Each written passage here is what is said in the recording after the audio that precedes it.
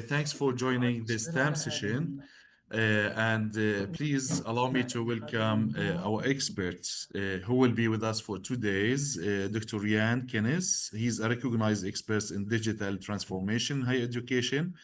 And the session here today, it's about how we can really promote and enhance virtual mobility for the Palestinian University. And this, it comes under the TAM mission and with coordination with the Ministry of Education, Higher Education, and the National Erasmus Office of Higher Education Reform Experts.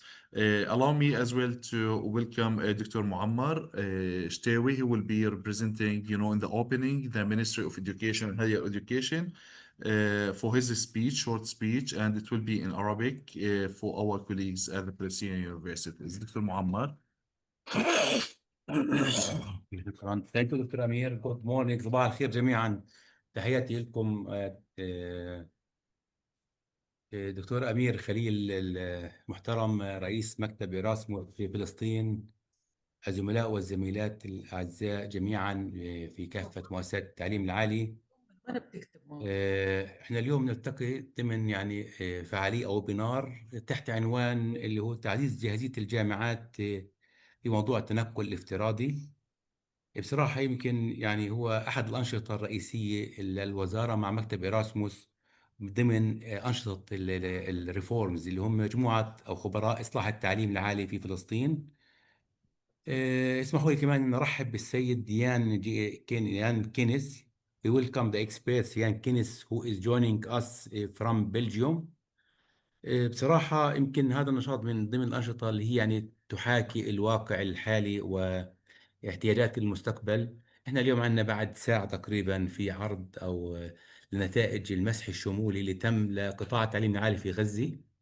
هذا يمكن مسح هو القطاع الوحيد اللي في فلسطين تم إجراء مسح حقيقي واقعي، فبالتالي عندنا بيانات دقيقة حول هذا المسح في قطاع غزة، لأنه تم التنفيذ على أرض الواقع من خلال التواصل مع المؤسسات والوصول إلى كل مبنى، لكل غرفة، لكل مختبر. بالتالي عندنا داتا حقيقية حول الخسائر، وكمان عندنا الشيء الأهم هو ما تبقى. والحقيقة هو حجم الخسائر فظيع جدا، والتقديرات الأولية اللي كانت تحكي عن 270 مليون، حاليا بنحكي احنا عن 380 مليون دولار تقريبا حجم الخسائر. الحديث هذا بيحتاج كمان انه احد اشكال الايصال الرسالي والوصول الى الواقع في غزه بيحتاج الى ادوات. احد ادواته اللي هي تنقل افتراضي لايصال رسالتنا وخلق نوع من الشراكه والعلاقه ما بين التعليم العالي في غزه، مش فقط للطلاب ولا لكادر الجامعات في غزه، انما للتواصل ما بينهم وبين العالم من خلال الفيرتشوال موبيليتي او التنقل الافتراضي. كمان أنا كنت قبل شهرين في لقاء ضم الاتحاد الأوروبي والمنطقة المتوسط العربية والأوروبية، وكان محور اللقاء هو كيفية تقريب وجهات النظر أو تقريب العلاقة والاستفادة من الموارد البشرية في الوطن العربي مقابل الموارد المادية والإمكانيات التكنولوجية والتقنية العالية في الاتحاد الأوروبي. أنا بعتقد أنه أحد الأدوات لهذا التقارب وفي دول المتوسط هو مثل هاي الفكرة، مثل هذا الويبينار اللي بعزز جاهزية الجامعات حتى يكون في هناك تواصل لعلاقة افتراضية تتوسع تلقائيا وتصبح علاقة وجاهية وتم الاستفادة من خلال هاي المنصات الخاصة بالتعليم. على مستوى يمكن مرات احنا بنحكي كيف نطور هذه العلاقة وهذا التواصل من خلال مشاريع إيراسموس، بحيث يكون في عندنا احنا إشي محوكم أكثر، بحيث يكون في عندنا نظام. أنا بقول لكم نظام التعلم الإلكتروني والتعلم عن بعد من فترات طويلة بتناقش، وكل مرة بوصل لمنطقة ما برد نرجع للصفر. أنا بعتقد هاي اللقاءات، وجودكم ومشاركتكم ودعمكم ونصرتكم، هي بتشكل حجر الزاوية في دعم الديسيجن ميكر في البلد هون، رؤساء مؤسساتكم والوزارة، انهم يروحوا باتجاه تبني موضوع التعلم الالكتروني او التعلم عن بعد بكل اشكاله. شكرا جزيلا لكم على حضوركم هذه الورشة وهذا اللقاء المهم، ونراكم ان شاء الله على خير. وبعطي الميكروفون للدكتور امير. شكرا. شكرا دكتور معمر. Yan, if you allow me, so the main idea of his speech, Dr. Muammar, thank you, Dr. Muammar, it's about, the importance of virtual mobility. And indeed, some yeah,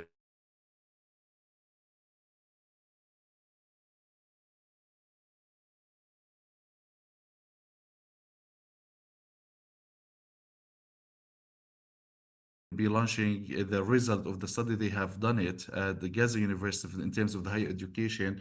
What's the need for our universities? They invited different donors and embassies as well, and different private sector in Palestine. And this study has been conducted in collaboration with the ministry and UNESCO. And it's important to highlight on our education system in Palestine. So allow me as well to welcome all and شكرا للجميع لحضوركم. بعتقد بغاية الأهمية it's very important to discuss this session for 2 days about the virtual mobility and if we are ready and which opportunity and how we can really develop virtual mobility, fellowship and other aspects of the virtual. Our colleagues at the international offices and different academic units at the university, some of them they do have experience in virtual programs and mainly maybe the programs it's about cultural exchange or the academic one within the theme of the Erasmus program. So in these 2 days session, Jan will be explaining more about which opportunity, which tools, and how we can really assess if we are really in need for virtual nowadays to link ourselves with different countries and to give the benefit for our student and universities. Some colleagues they already teach online for international students, international academics. They've been involved in teaching as well in at the beginning of the war in Gaza. So it's very important to discuss all these aspects, I believe. Jan, the floor is yours, and we are looking forward, to for the discussion and to know more about this topic. Thank you very much. Thank you very much, Dr. Khalil. Thank you for being here, everyone. Calling in both from Gaza as well as from the West Bank and maybe other places in the world, I would imagine. I'm very honored to be here with you today. I think it's indeed an important topic, as the colleague from the ministry has already said. UNICEF is actually working on a global virtual campus, I think, for Gaza and Palestine in general, which would be one of the activities that could be interesting for us to look at. And of course, I know that many of you already do a lot of things in virtual mobility, virtual exchange, online learning. This makes my job not that easy because it's a bit difficult to know, of course, what your expectations are in the sense that it's a very big group. But I'll try to today do some kind of an overview with a series of topics and a series of ideas. I'll share also with you quite a lot of documentation because, of course, I know into online sessions of half a day we cannot go into all the details. So I will share with you a big number of documentation and other things that you can actually then consult afterwards. And I'll see whether I can already share maybe part of that even after the session for today, if you would like to look into it already for tomorrow.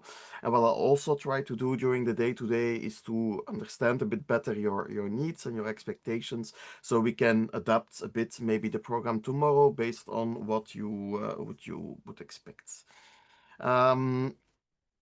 I myself, so maybe a bit of a presentation very shortly. So I'm a consultant, but at the same time I work in higher education in my, let's say, day job as well.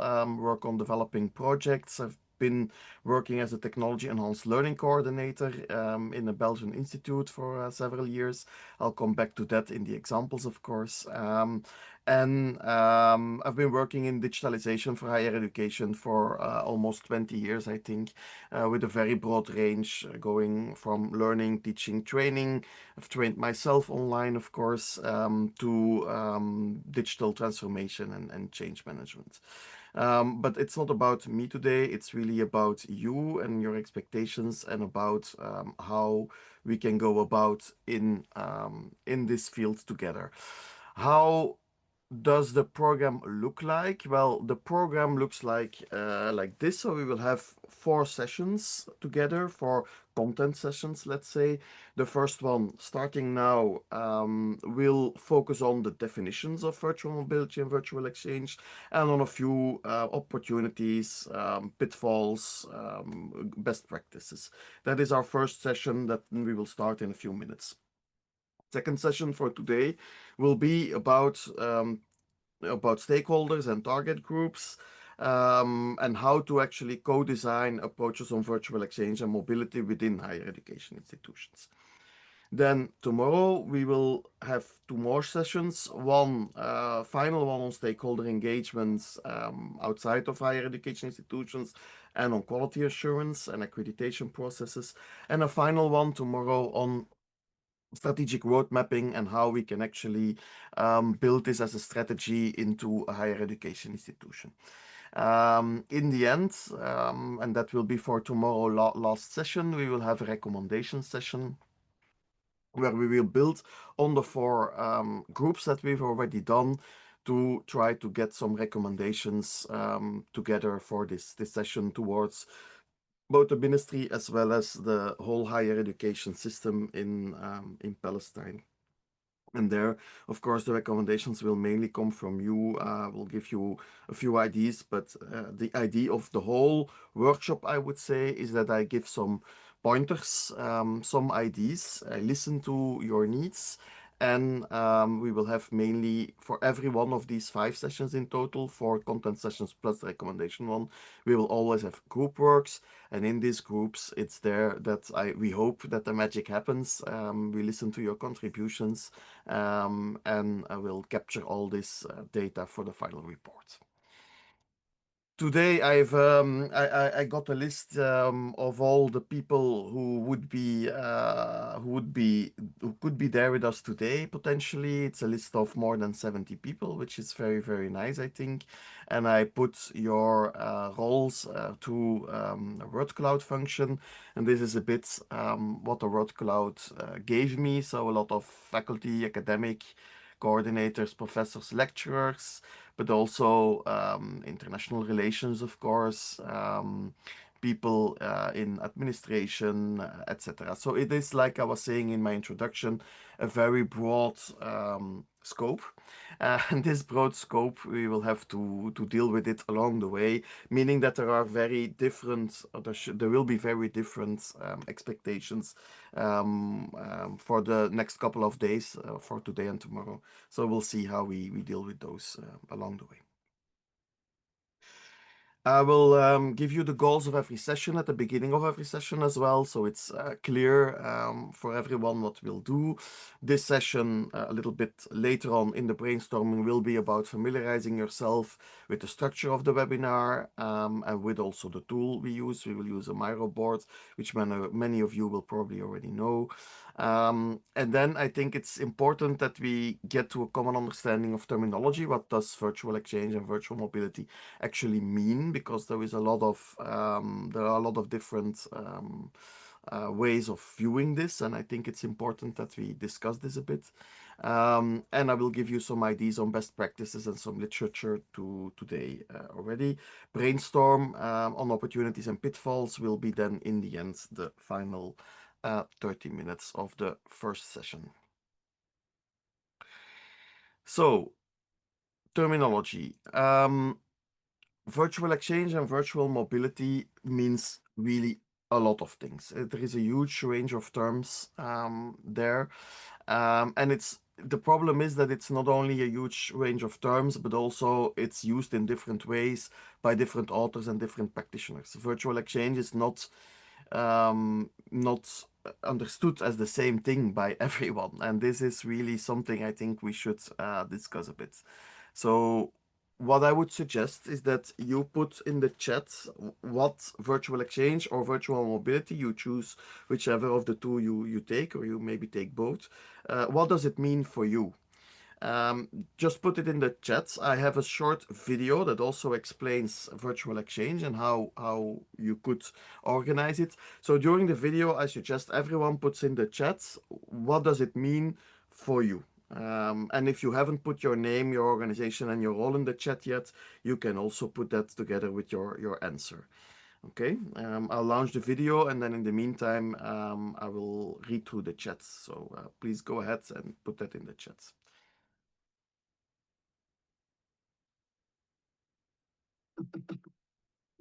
I describe virtual exchange as memorable. I thought of it cross-cultural. It's a lot of fun. Collaborative. Exciting. Interactive. International. It is enlightening, also a bit challenging.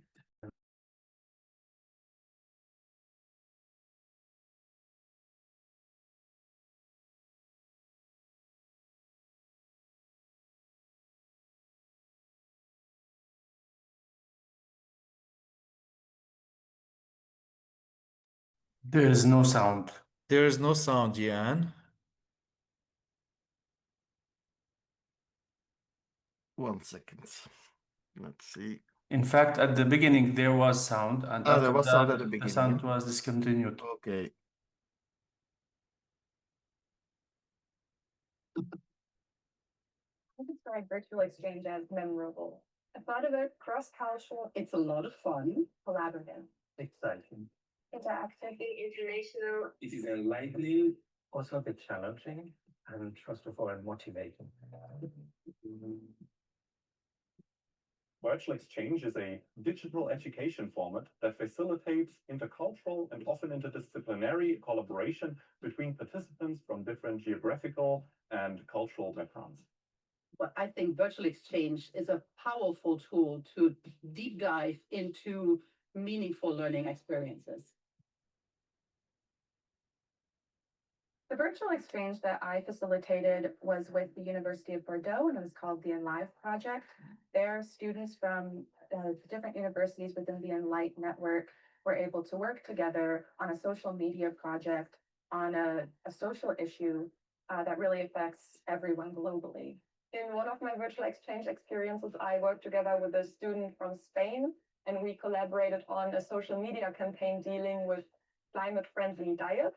We chose the global issue of sustainable mobility to create, well, the teaching unit for future classes. We contributed with different points of view and worked in sorghum breeding. Sorghum is a very important crop in Africa, and we developed a project that could be applied in Uganda. I did not just learn or read about theoretical concepts like global education or intercultural awareness, but I was actually able to experience them for myself while working together with students from other cultures. I have become so much interculturally competent and connected, and I have successfully been able to work in teams. We had different viewpoints, and I realized that working in a virtual exchange class helped you to understand people more and helped you to adapt. The most exciting outcome is basically that I found friends online. There's an opportunity to work on projects together with other students from all over the world without much logistical or financial effort.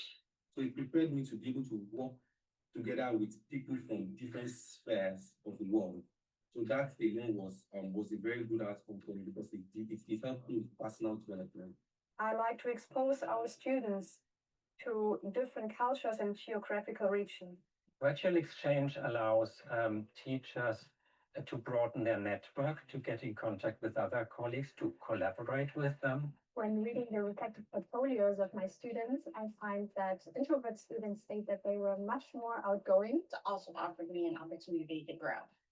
So I personally learned a lot. Yeah, I think that virtual exchange actually changed my life, changed my students' lives. It was a very lovely experience. I would love to have that again. It's one of the best choices I made. So I would say just go for it. Just go for it. Just give it a go. There's so many possibilities, and it's okay to start small.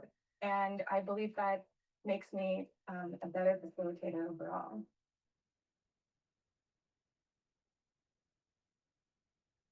Okay, perfect. So, this video maybe in one or two words. I think one of the interesting things there is that really you have this intercultural part of the experience, but also one of the things I really liked a lot is that at one point in time there was a colleague saying, "Ah, yeah, I've seen that our introvert students now actually say they are more outgoing and more extroverts." Apart from putting in the chat, maybe it's good, and I'll go back a slide, to hear from you, and maybe I'll pause actually my screen sharing even. Maybe it's good to hear from you what you think is virtual exchange and virtual mobility. So I'll give the floor to a few colleagues that want to tell me what they understand under virtual exchange or virtual mobility. Someone wants to kick off.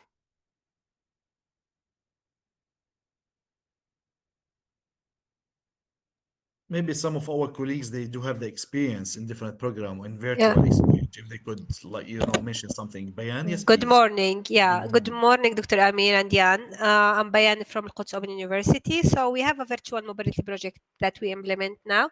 It's an opportunity for our students to explore the other communities, the other culture of the European side. They get to know also it's a great opportunity for them to practice the English language, because one of the most barrier in language is practicing it. So having this virtual mobility with different countries is a great opportunity for them to practice, to learn new ideas, and to see the other part that we cannot actually go to them because of the movement restrictions that we have in Palestine. Thank you. Thank you. Someone else, Mr. Shana. We have other Dr. Khalid. Yeah, good morning, everybody. So I'm Khalid Shana'a from Palestine Ahliya University. Well, actually, my university, we worked in 3 virtual exchange projects. 2 of them are Erasmus projects. And I think it started actually with COVID-19 and the restrictions we had for travel and for face-to-face and physical mobility. So it was a good opportunity to start with this new technique for us. COVID-19 forced many changes, including even the advancement of digitalization in the universities. So that was an opportunity in terms of technology, but also to adopt a new method of giving the opportunity for a larger number of students and staff members to exchange expertise with others across field in areas that even not only Europe but also the United States and other parts of the world. So virtual exchange actually it's a kind of mobility that is open, and it's actually what's good about it is that it's open for innovation. So you can have many kinds of many types and even many approaches. One of the projects that we now work, Erasmus Plus project, new regeneration, we are actually starting a virtual academy, training mentors, youth workers working in universities, who will in return deliver their expertise to a large number of students in each university involved. And we're talking about 14 universities. So it's a large number of institutions. So I believe it's another type of exchange and mobility with pros and cons, but mostly I would love about it that it's feasible, it's open to everybody. It could include even students that would not be typically selected for typical mobility programs. And you could even target large number of beneficiaries. So this is what virtual exchange for me. Thank you. Mrs. Awade. Thank you, everybody. Good morning to all. This is Jazan Awaldi from Palestine Polytechnic University. Actually, I wanted to share some of the insights about the virtual exchange programs here at PPU. The virtual exchange programs actually contribute to the inclusivity and inclusion of students, the people living in remote areas and can't access some of the resources, female students who cannot travel, and so on. So the program at PPU really includes all categories of students in a regulated and well-administered environment.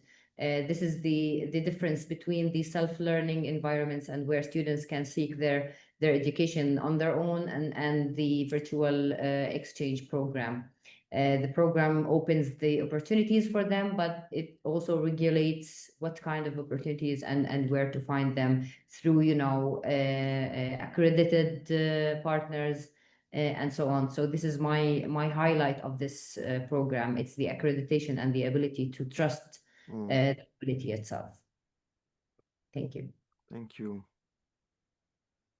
Anyone else wants to add something?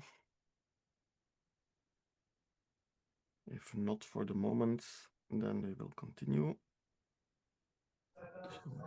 Again, someone else? Hello? Yes, Yes. go ahead, please. Yeah. My name is Bassam Abu Zahar. I am professor in organic chemistry, and I really interested in drug design. I have a good chance with Saarland University, with Professor Klaus there. The problem here in Gaza, I think for the students who are working with chemistry synthesis, the virtual exchange is not very important for them. I mean, we can divide things in two parts. The first one, that the students should do the practical work there in the universities in Europe, for example, and then they can return back to follow the writing and also to analyze the experimental results, and that will be the good chance for them. But just to do practical work and to do experimental work in Gaza, it's really impossible, and this is a very big challenge for the students here. And I'm trying to send my master student there through the Erasmus Plus, and really I have chance, but till now the borders still closed, and I hope in the future something will happen, the borders will open, that the student can go there and do the experimental work.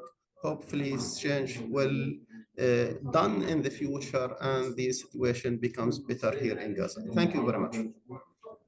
Thank you. Of course, we hope that with you every second of every day, I think, yes. Anyone else? Yes, go ahead, please. Saba, I think. Good morning, everybody. I'm Saba Farhani from Quds Open University, head of Media Production Center. I think the virtual mobility is a fruitful experience, collaboration and learning from another culture, especially here in Palestine. It's not easy to transfer or to move to have chance to take any courses or to continue education easily in Europe or abroad in general. It's also using opportunity to use technology, all kind of online platform and all kind of collaborative online. Also, it's affordable and accessible to all students or and also all administrator and academic faculty members. So it's fruitful, to concise, it's a very fruitful experience for anyone. يا باشا صباح الورد. Thank you. Someone else wants to add something?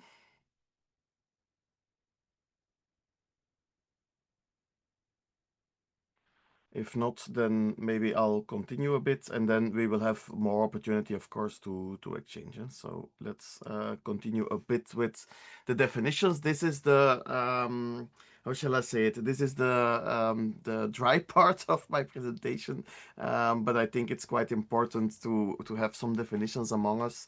What do we actually mean? Because in the end, it is something that is really used a lot, and sometimes yeah, used in different ways. So in general, you can have two approaches. Either you use a very broad definition, and so virtual exchange covers almost everything what you would do online. It covers a whole series of online learning initiatives and methodologies, which engages learners in sustained online collaborative learning and interaction. Important here is that you have partners from different countries and different cultural backgrounds. So that is one part that sets it apart, I would say, from a traditional online learning, which is within your own curriculum, or maybe also across, but it's not necessarily by design for different cultures and different backgrounds. And it's part of their study programs in home institutions. Now, as I was saying, with this broad definition, a lot of the online learning we traditionally do would also actually fall under virtual exchange. Of course, you have guidance, some kind of a guidance of teachers and trained facilitators as well. But because this is so broad, I propose maybe a bit more fine definition of virtual exchange to understand among each other for the next couple of days. What do we actually mean? So there are at least 4 basic characteristics. We use technology. I think that's clear. We engage in cultural collaboration and exchange. It forms part of the student study program, which means it results in credits, and it was already mentioned by one of you. So the credit transfer and the insurance that the credits are given on both sides. Or it can also be more open. It can be through badges or micro credentials or micro credits. That depends a bit on the approach of each program. And we have also the guidance of teachers or trained facilitators, meaning you have an intentionally designed program that is structured with learning outcomes. So it is not just an open format where students meet just to see each other, but but really like a focused program. I think these are very clear things still. These are things that are still general, to be honest, and therefore I would suggest to add 2 more. 2 additional characteristics that really make it quite special, or let's say different from let's say a general online learning approach. That is that in virtual exchange, normally there is an explicit consideration to develop soft skills, global competencies, and intercultural awareness. It depends a bit on how you call this, but this should be one of the key learning outcomes. It is not exclusive, meaning there can be subject matter outcomes. There can be a subject matter outcome on chemistry, biology, languages, human rights, whatever it may be, but there should always be a learning objective on the development of soft skills, global competencies, and intercultural awareness. And this learning objective should be one of the main learning objectives. And this sets it apart from traditional online learning, where traditional online learning is really focused on the content first, so on the subject matter, and not necessarily on this development of these soft skills. So I think this is really something important to add. And also another difference from a traditional online learning is that in virtual exchange, there is a more student-centered approach. So it's more student-driven. It's more based on collaboration. And it's a collaborative approach to learning as well. We move away a bit from the traditional teacher-centered approaches. Again, this does not mean you don't have teachers or people guiding the virtual exchange. They are there. But the whole approach is built on collaboration among the students who are in the virtual exchange. Put in another way, you can say that students work with and analyze course content in collaborative contexts. They use their international partnerships to complete projects together between two countries or two cultures. They compare often, for instance, national approaches, and they solve real-world problems related to, of course, a subject area that will be always there in the virtual exchange.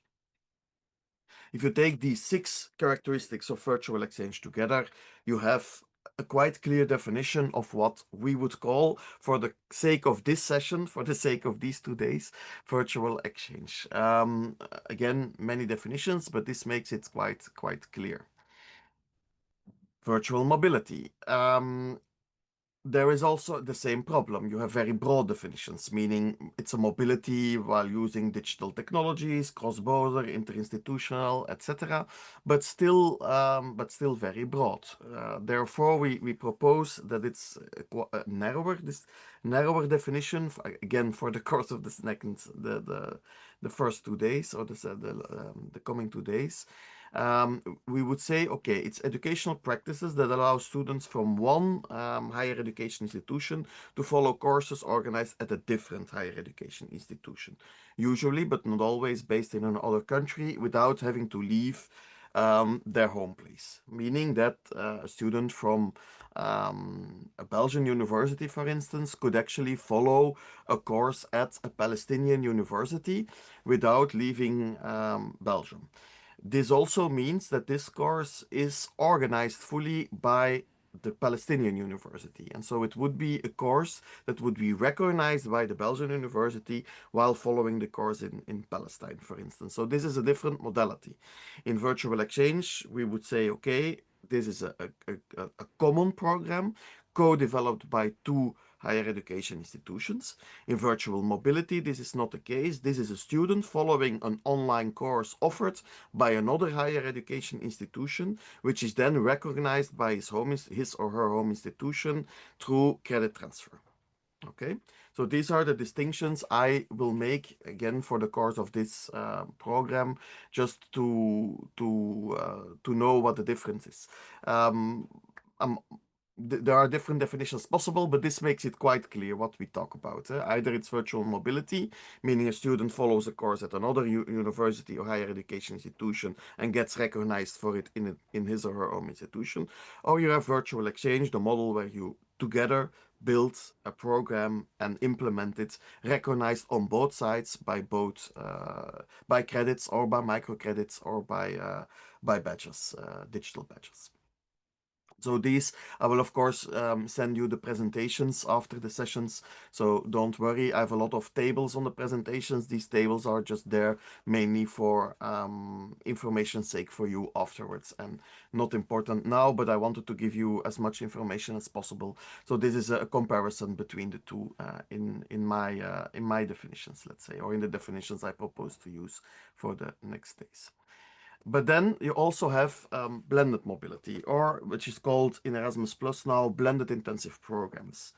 This is a deliberate combination of both physical mobility and structural online collaboration.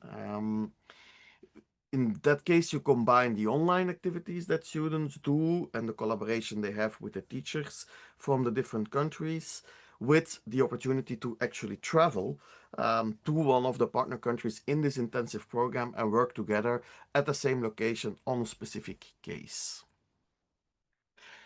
In other words, you combine virtual exchange and virtual mobility with physical mobility. Again, a table,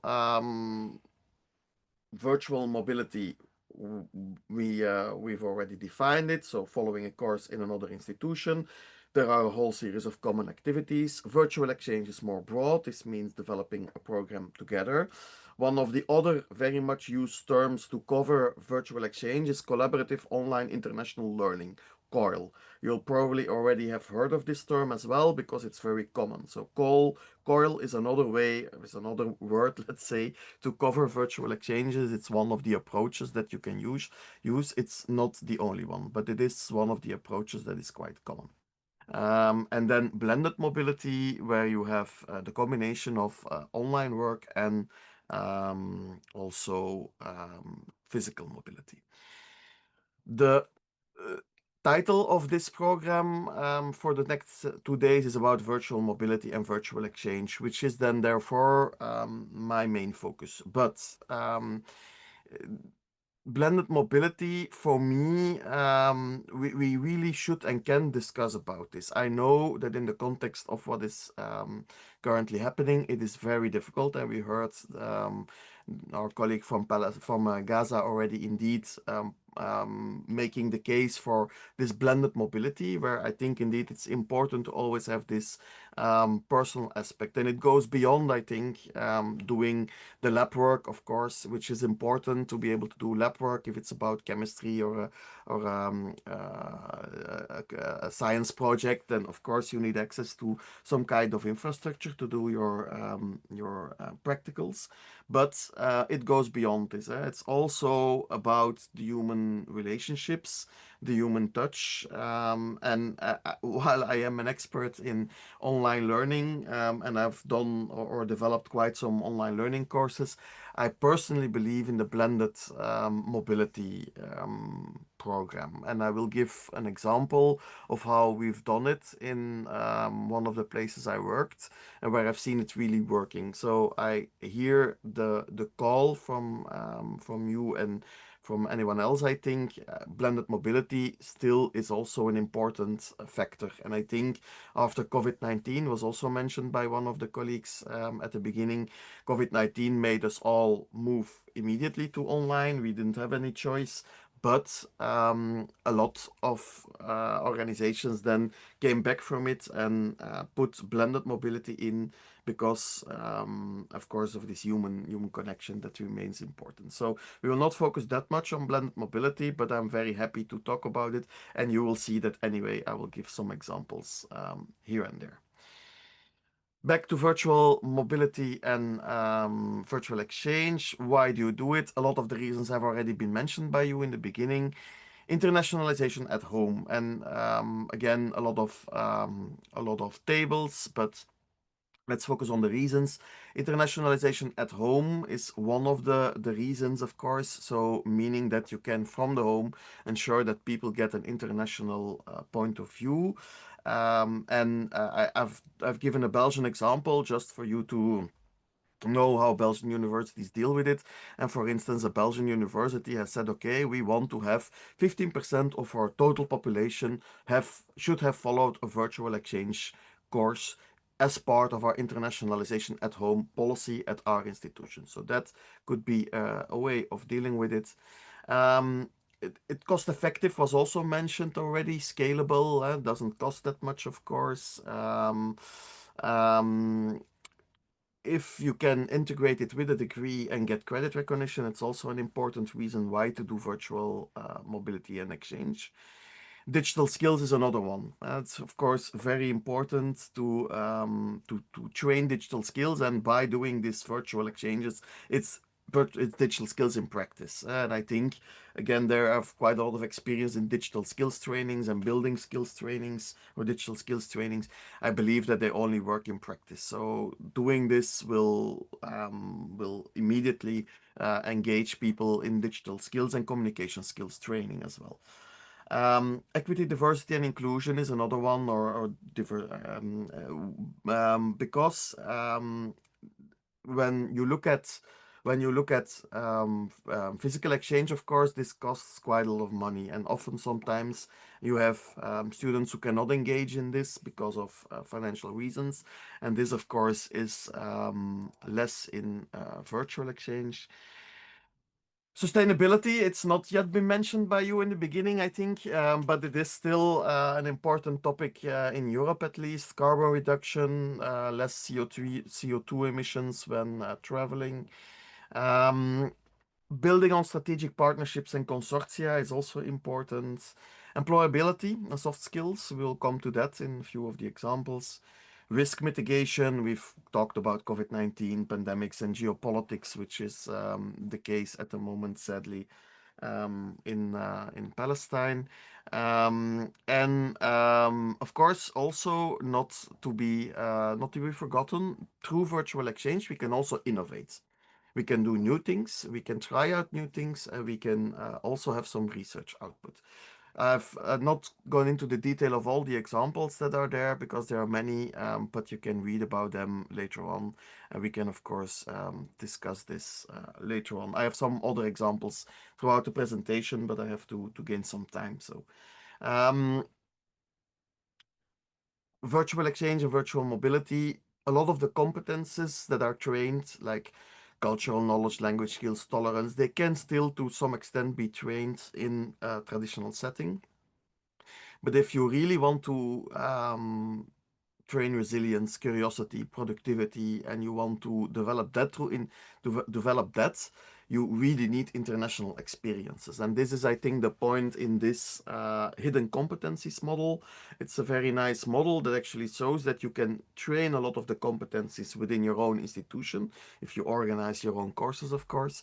But if you really want to develop resilience, for instance, which is something that, of course, which is something that everyone in Palestine has, but not everyone in Belgium has, to be very honest. So if you want to train, for instance, resilience in Belgium, then we need international cases. Collaboration with Palestine would, I think, personally open the eyes of a lot of people here in Belgium. So would really help to train resilience for Belgian students, for instance. There are, of course, other examples.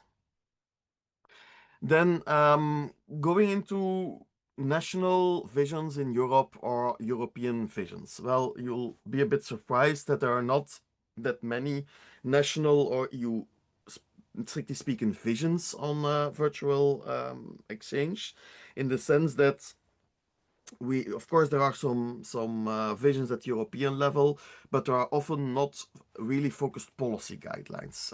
There are more like action plans, and I think that is the way, both at national level as well as at European level, we try to build virtual exchange and virtual mobility into our higher education system here in Europe.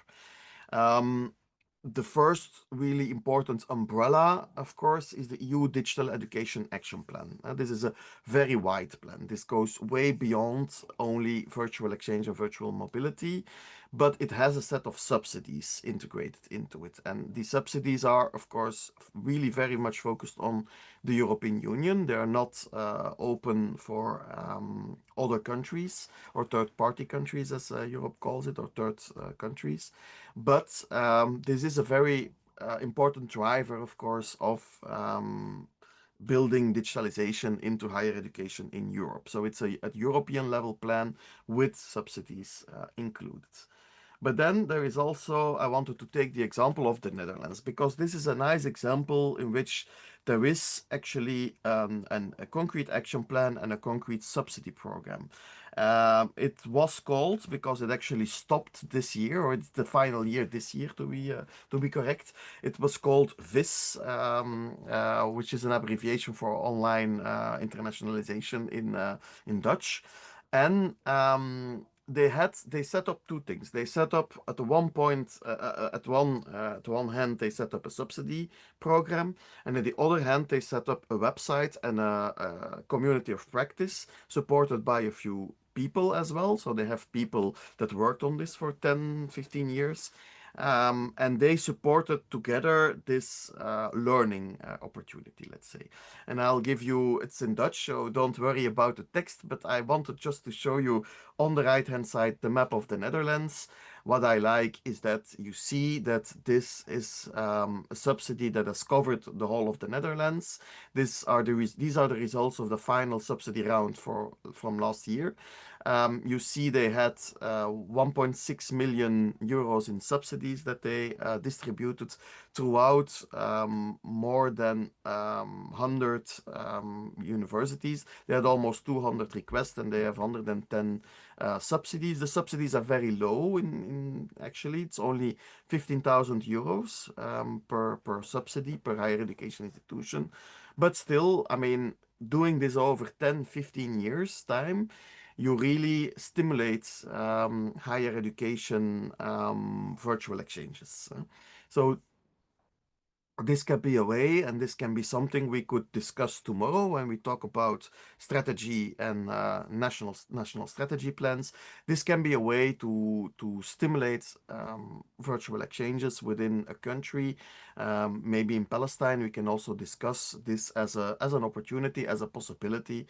The 15,000 euros mainly was used not necessarily as budgets to pay, let's say, I don't know, material or other things. It was mainly used as staff time. So this 15,000 euros for the higher education institutes was mainly to give them time off, to be able to spend time to make a virtual exchange and or to guide students in a virtual exchange. So this was the main reason.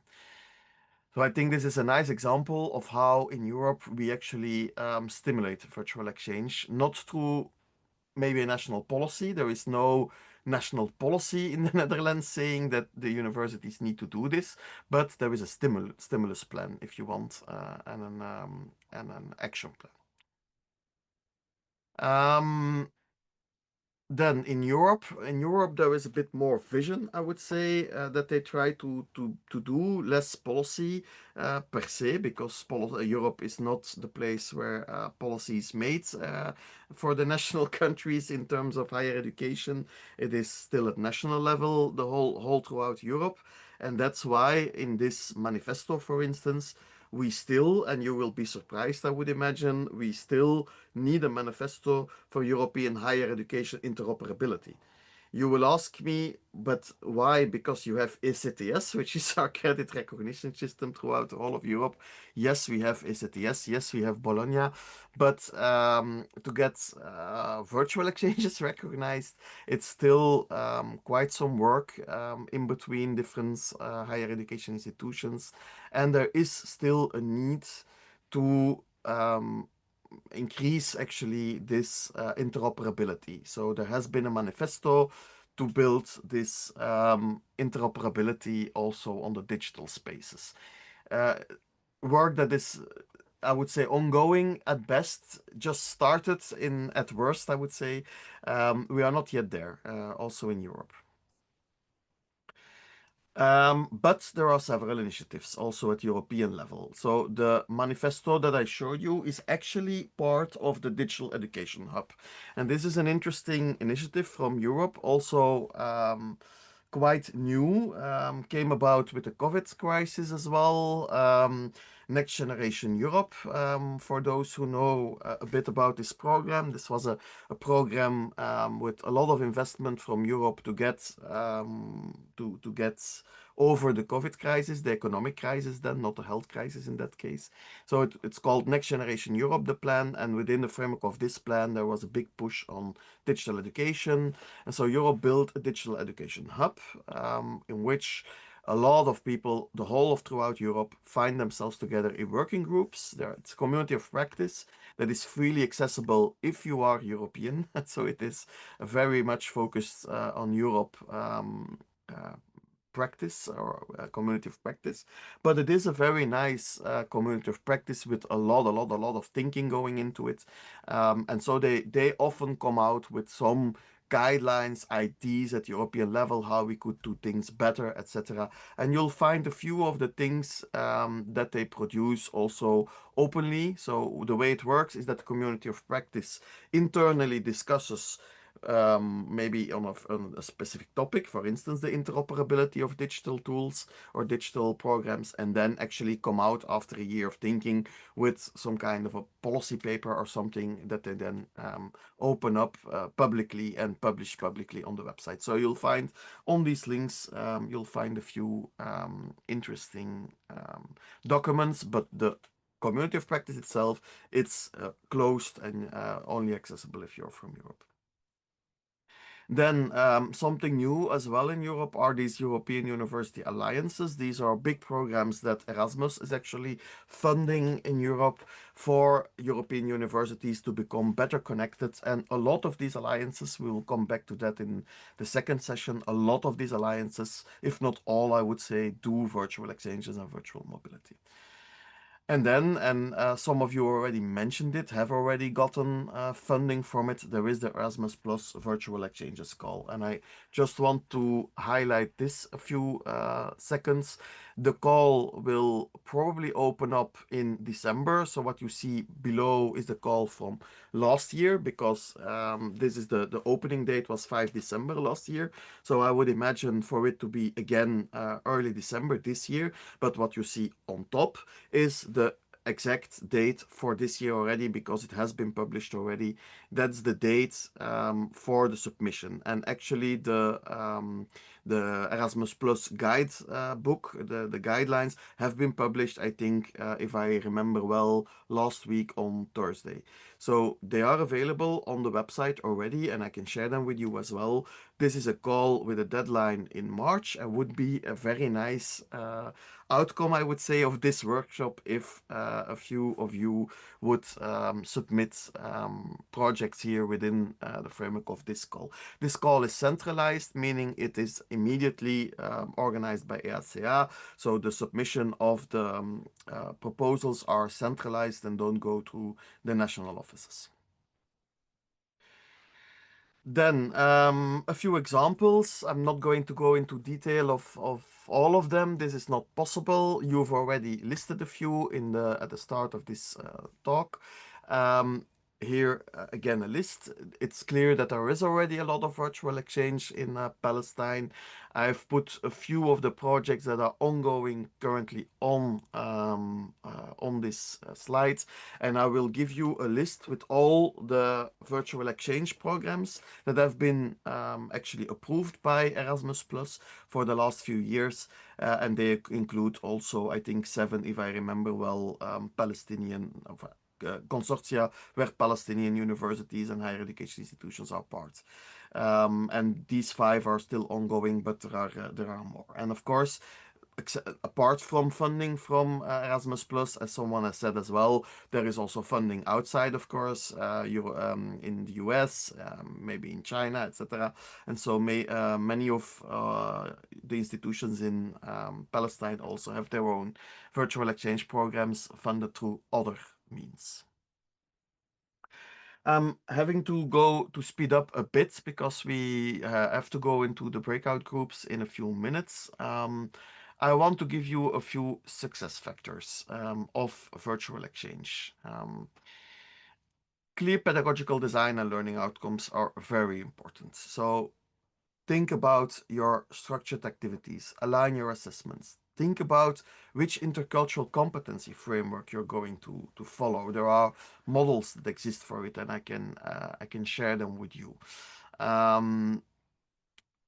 If you do that well, you can get high completion rates. But the learning outcomes have to be clear from the start, so students can actually come into the program knowing what they are going to learn, and you as a teacher, of course, know what you're going to evaluate. Strong institutional support is clearly necessary, not only for credits and credit mobility or micro-credentials if that's the road you have taken, but also for integration into degree programs, of course. And a few of the examples are below, but I'm not going to go into detail. Robust technology not very difficult nowadays. I would say you all have the experience. I'm not going to go into a lot of detail on the technology today and tomorrow. If you would like to, I can. We will use Zoom and Miro, which are two of the most used tools in virtual exchanges. So we will use them in practice, but we can have another separate discussion if you need that on tools. What I find much more important, I think, is digital equity. And digital equity is something that is often forgotten. That is also very, very important in a program where you cross borders, where digital equity is not the same in Belgium compared to maybe Poland, compared to Greece, compared to Palestine. So you need to really think about digital equity. Digital equity does not come by itself. This means that you need to think about training for the tools, for the students, but also for the staff members, of course. And also important, you need to think about how students and staff members access your courses. Is it actually possible to access the courses at the moment due to internet cuts, given the situation, for instance? What do students need? Do you need to give device subsidies? Do you need to give airtime credit subsidies for megabytes, to buy megabytes? These are all things you should think about. And there are examples. For instance, the one I've put below is an example of a Belgian university where they actually have identified that 15% of the participants did not have access to a laptop. And so was important for this course, which is a course on engineering. So they provided laptops for these 15% through a separate scheme where they have collected money to be able to actually buy laptops for these 15% students that did not have the money to buy their own laptops, which can be one way of dealing with it. There are many others, but this is one way. I just wanted to stress that digital equity part because it's so crucial and it's oftentimes forgotten.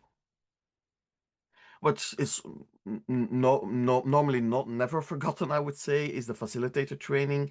But what is sometimes forgotten is the intercultural mediation training. So you need moderators that are trained to manage cultural misunderstandings and to manage time zones. And this is not easy.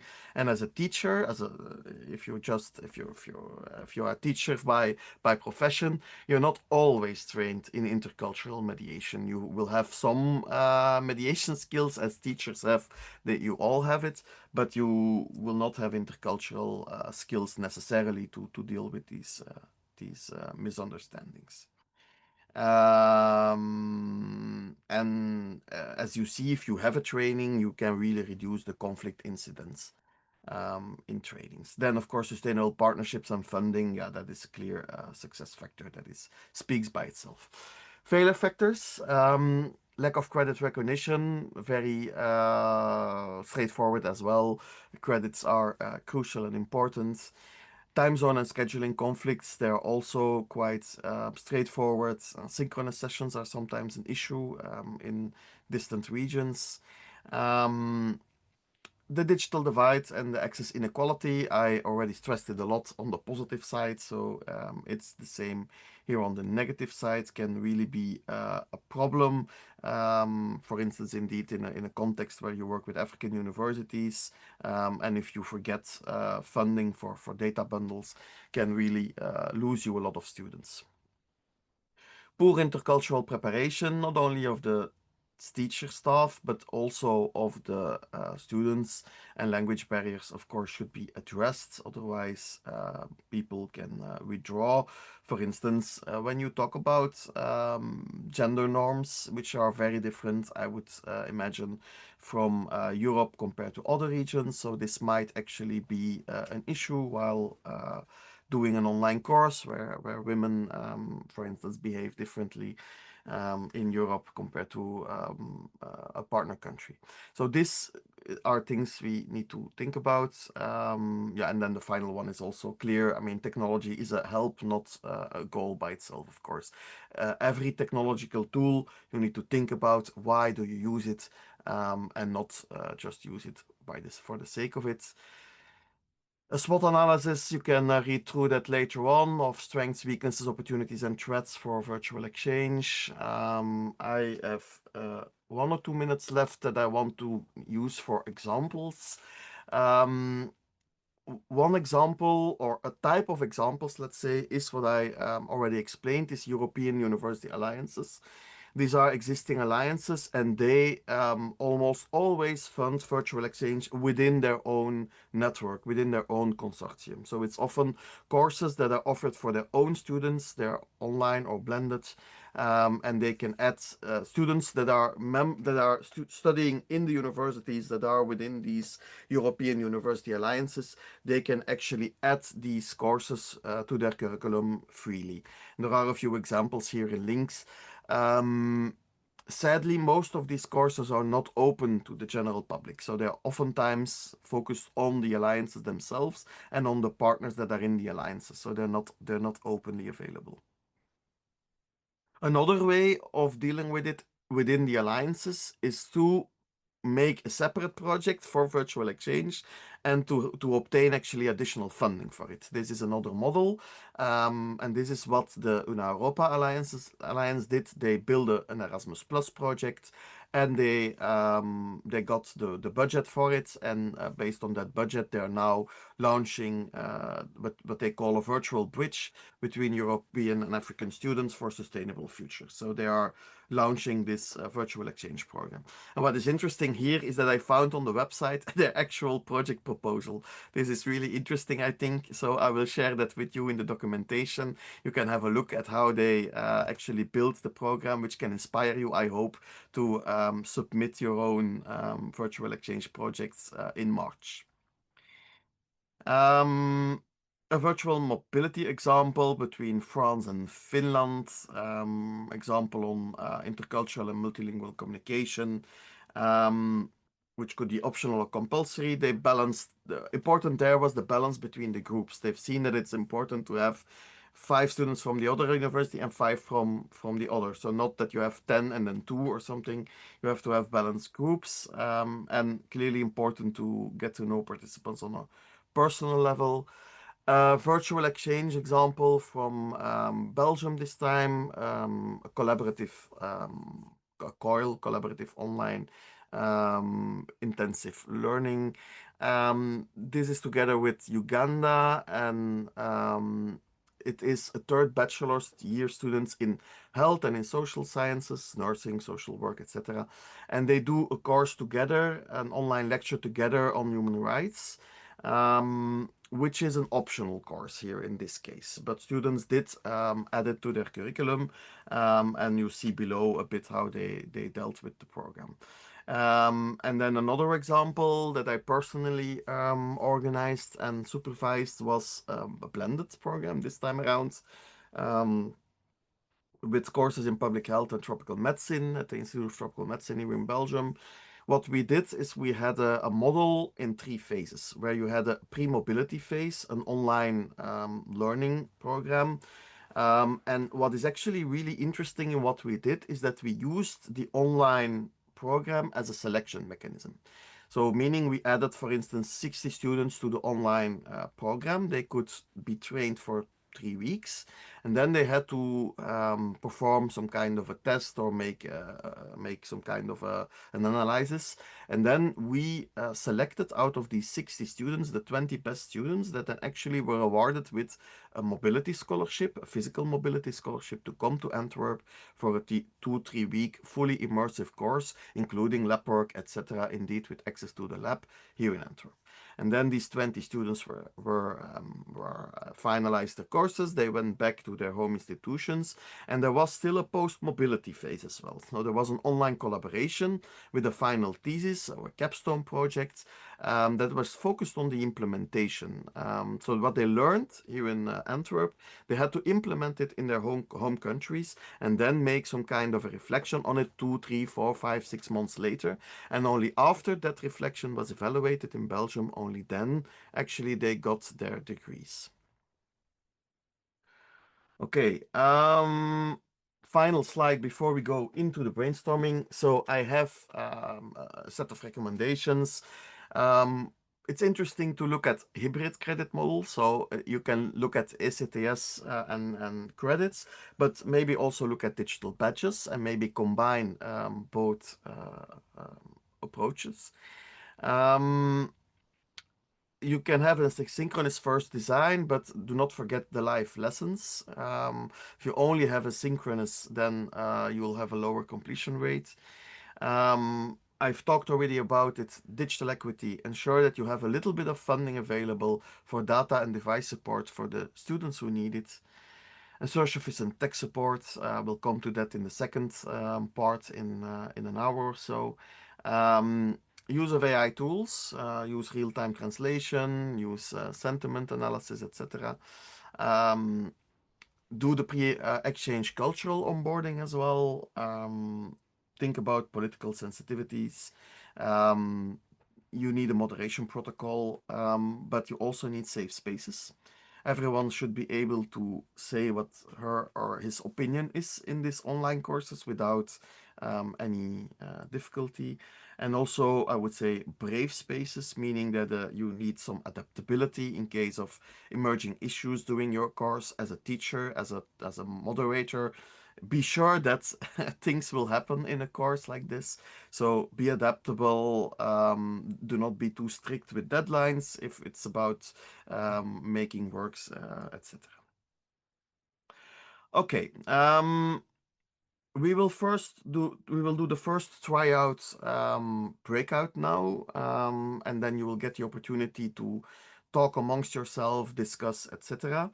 Normally there are 3 facilitators, but I have to review because we have to switch one of the facilitators, I think. So I will check this in a minute. What I will do is I will split you up in 3 random groups. Then I will have to switch the moderators from one to the other group probably. Sorry.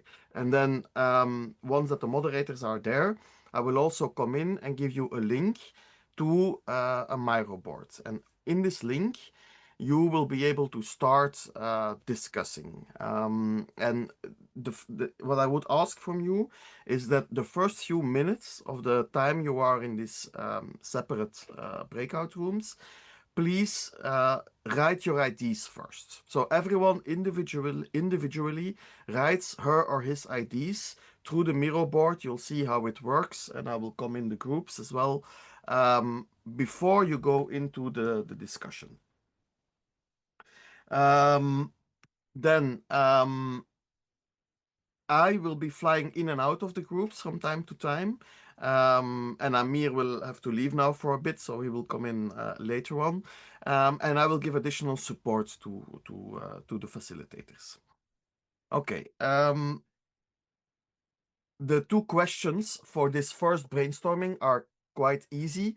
They are about opportunities and pitfalls you see. So everyone can think about what are the opportunities actually for virtual exchange and virtual mobility that you see in your higher education institution. Those are the green post-it notes, and the pitfalls are the red post-it notes. To the right hand side you will see where you can actually deal with this. So a few minutes of writing. Once that everyone has written her or his IDs, you can start a discussion amongst yourself about why you think this is important and why not. We'll try it out. We'll see how it works, and we'll go from there to see how we deal with all the necessary engagements. Let's see. So we are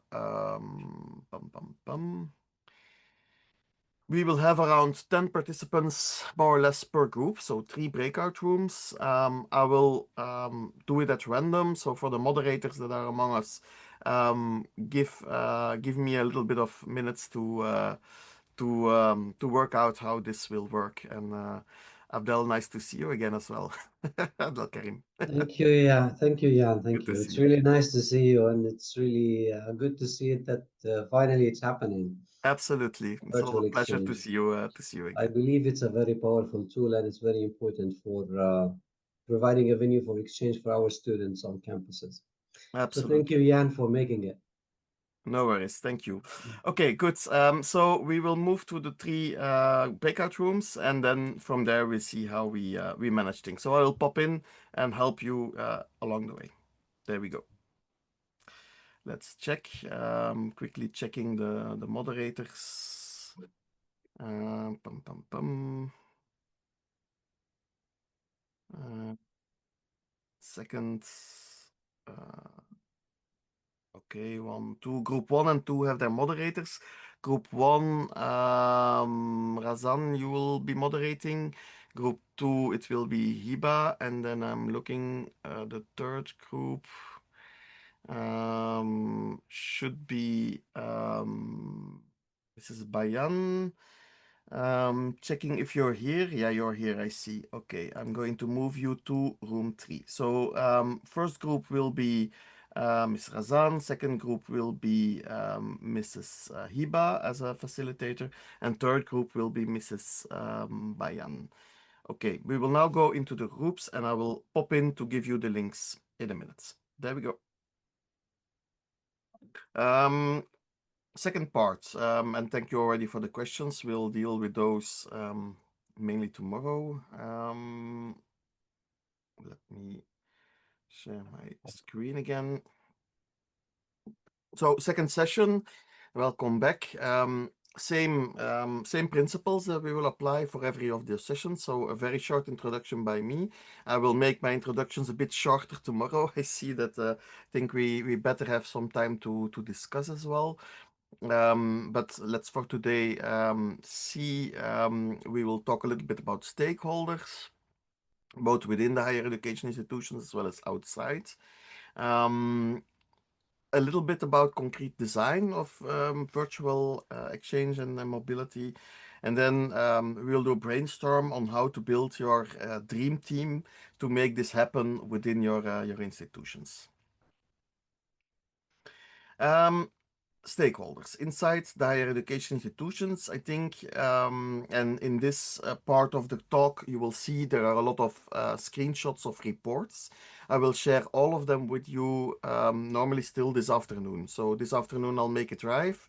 Allows the colleagues of the NEO to send you already a link so that you can already access this afternoon if you want to. And tomorrow I'll add more things after our final talk, and in the end we can then add the report as well. So I'll arrange that this afternoon. So everything that you see here, the screenshots that you see, you will have a copy of it in the drive. Of course, you can also Google it if you want. Students. Well, they're of course participants in what we do, but they are more than participants. Huh? They are important because they provide peer feedback often to students and to other students, and the fact of giving peer feedback, it's also an art. So if you want to do peer feedback within your course, and it's the first time that students have to do this within the curriculum that they are following, I would advise personally to also train them a bit, or at least give them a bit of guidance, because peer feedback is not that easy. So I think that's important. One of the questions was about cultural, intercultural competency assessments. Well, there are specific assessments, and I will come to those tomorrow to do these. And so students, yeah, they have to evaluate the course, maybe a net promoter score, but also their competencies and how they have improved. But of course, they're even more than that. They can also act as ambassadors. And I think there, in the recruitment and the onboarding, there was another question I've seen in the chat about dropouts and the lack of people who want to follow, etc. The lack of IDs there, or the lack of, let's say, willingness to follow the courses better. Well, this willingness can in part be improved by appointing student ambassadors. Student ambassadors who've already gone through the course, who are motivated, who are convinced. They can also convince other students. So that is one way to deal with lack of motivation. There are others, we'll come to those. ideally students will also be participating in the development phase at the beginning, or even the pre-development phase at the beginning, to evaluate their actual needs. And interesting, there is like a position paper by the European Students' Union on virtual mobility. So that might be a very interesting paper to look at from the students' perspective. But then, of course, inside the higher education institutions, you have a whole series of participants. And you have the support or professional staff that supports, let's say, teachers, trainers, educators, professors to do the courses. And there is a whole list of supporting services. There is the International Relations Office. There is a pedagogy and digital learning coordination often. There are digital services, there is quality assurance or education office, library, open education resources, student services, etc. All these services play a key role, and you'll see here in my list, there is a primary role, they have a series of responsibilities that they do. But what I want to stress in my presentation, not to go into too much detail, is the second, the one in yellow, the pedagogical and digital learning coordination. These are often units that support also online learning in your institutions, and sometimes they exist separately, sometimes they exist under a role under education office or under international relations office. It depends a bit on how the institution is organized, but normally they should always be there. A learning and a development manager has to have a whole series of different skills, both technical and workplace skills. And I've been a technology enhanced learning coordinator, it was called in my case. The names differ a bit. And to do this role, you really need a lot of different skills, and you need persuasion to convince people to follow courses or to develop courses. You need to deal with the lack of motivation. This is another way of dealing with this lack of motivation. It's to ensure that you have a very good learning and development manager at your institution, because these people, to me personally, are key in digital learning, virtual exchange, and virtual mobility. Because they are ideally, these people, they know about the subject matter. They don't have to know the subject matter by itself, but ideally these people have been teaching in their career, so they know what it is to teach, and they are they have pedagogical skills. And on the other hand, they should have enough technical skills to also understand the technical side of things. They don't have to be technical experts. They have a technical and IT service for that. But they have to understand the ins and the outs of the software, and to be able to compare, for instance, different software tools, to say, okay, maybe for this purpose, we better use tool A or tool B, and to develop reasoning for this for management. These are all skills that are there and needed. And if you have a very good learning and development manager at your home institution, these people can actually really drive also the proposals for Erasmus Plus and others to really look for funding for virtual mobility and virtual exchange. And linked to that, a good practice is to build some kind of a coordination body on digital learning at your institution. And it's what I did when I was working at the Institute of Tropical Medicine. We had a techno-pedagogical steering committee that actually monthly met.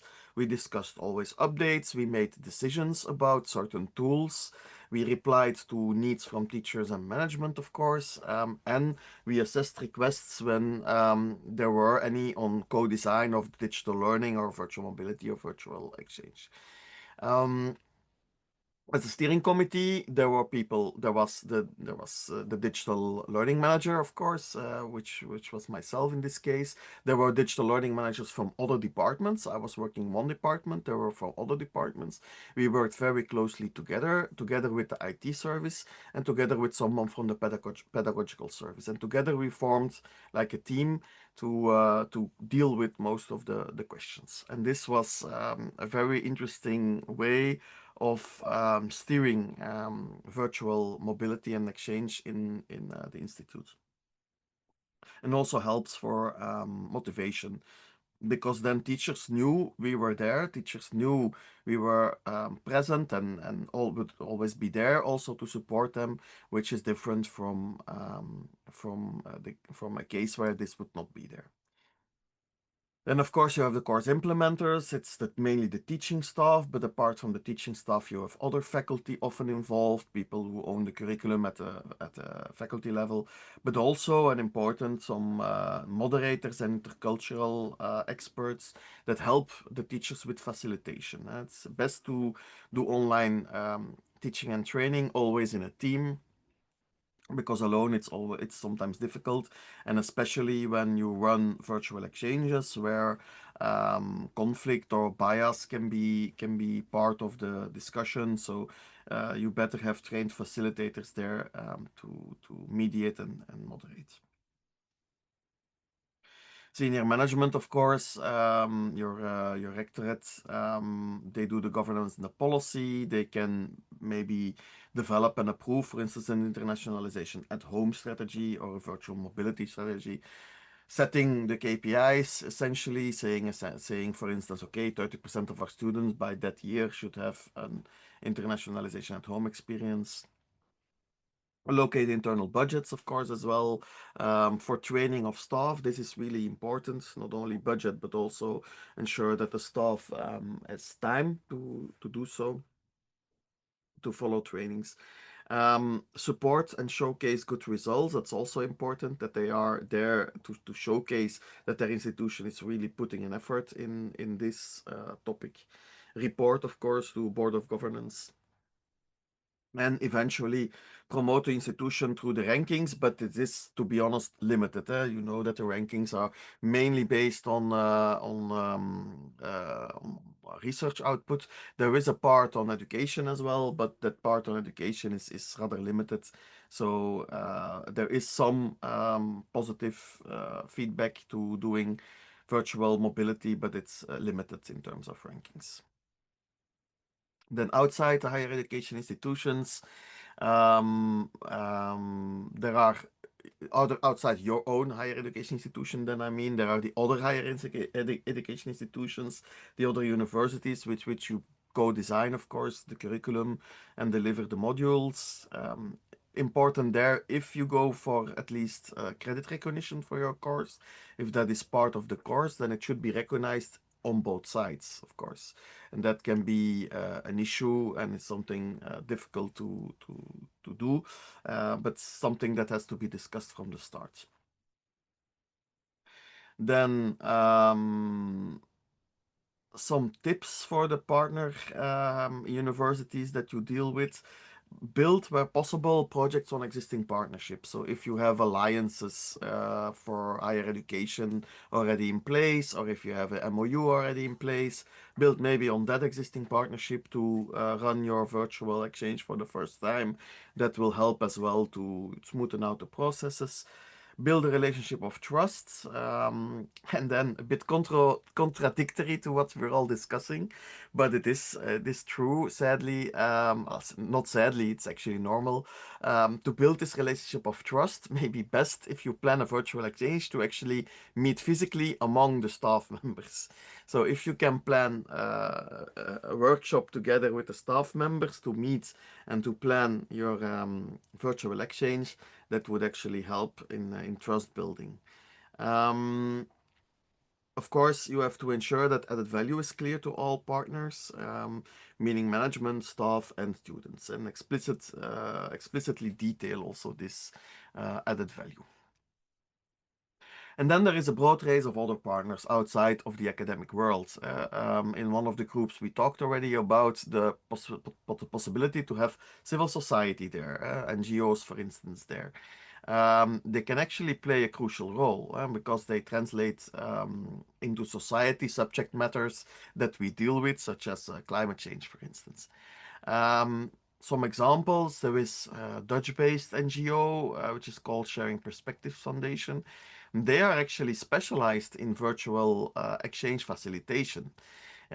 Interesting for you to know that this exists, and they are an NGO, but they really focus on nothing else than virtual exchange facilitation. And they have a few people who are trained facilitators to do this.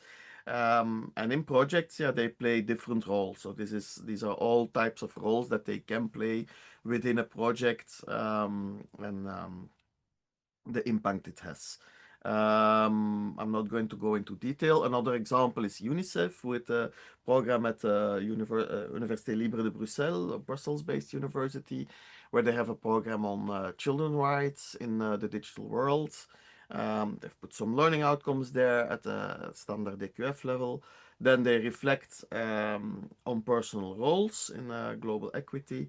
And UNICEF comes into this program actually as an expert. They are experts in youth child rights or in child rights. And that means that the program goes actually beyond theory. It incorporates practical tools, and that really helps. And again, they have a lot of different roles within this very specific course. You can read about them later on when we share the PowerPoints. Other stakeholders can be outside higher education institutions, can be private sector. There are two parts. They can be either providers giving support to the program, which can be an added value. If you need specific support, if you require a specific tool that is not supported at your higher education institution, it might be better actually to ask an external provider. But they can also act as future employers, and there are some very nice examples. They are important stakeholders in terms of their needs for intercultural skills and soft skills, of course. It's the workplace, it's the employers who dictate the skills that are needed for the future, and it's those skills that we need to train as higher education institutions. But they can play an active role in digital internships, and that is nice. I have two examples where in France, for instance, a company plays an industry host, an evaluator, provides business challenges in real time, and then makes this bridge function between the private sector and the academia, which adds, of course, a practical value in the virtual mobility. And another example is Siemens Belgium, which functions as an industry mentor and a tech provider in a course on engineering.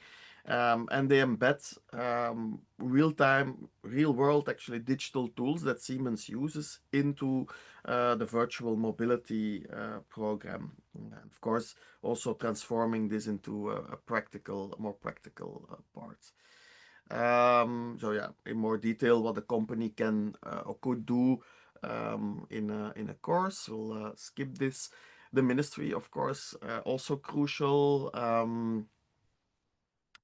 Support national programs or funding streams in virtual exchange and mobility. Regulation is relative. I think they mainly have to ensure that there is no negative regulation, so that it does not counteract virtual exchange and virtual mobility.